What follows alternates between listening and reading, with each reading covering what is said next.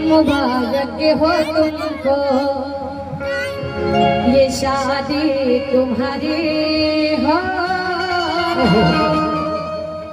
सदा खुश रहो दुआ है हमारी। कहते हैं कि ये जो दिन है ये पल है, ये जिंदगी में बार बार नहीं आती।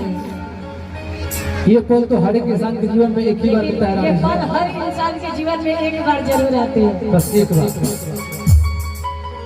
जो खाए पछता है, जो ना खाए वो भी पछता है। तो इससे अच्छा है कि भाई खा के ही क्यों ना पछता है ना। तो ये लेकिन कहते हैं कि जो जोड़ी है ऊपर से बन के आती है, बस हम लोग का काम है मिलाना।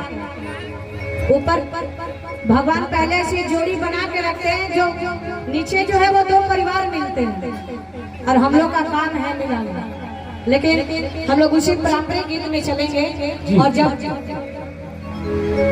बारात आती है तो हम लोग एक कोई पूजा के गाना गाते हैं। तो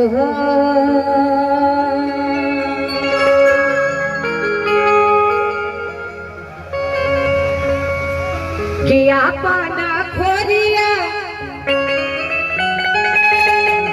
अरे बोहर है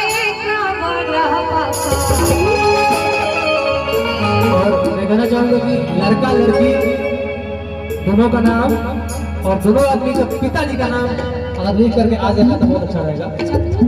लड़की के पिताजी का नाम क्या है? लड़की के पिताजी का नाम आप लोग को पता है तो प्लीज बता दीजिए।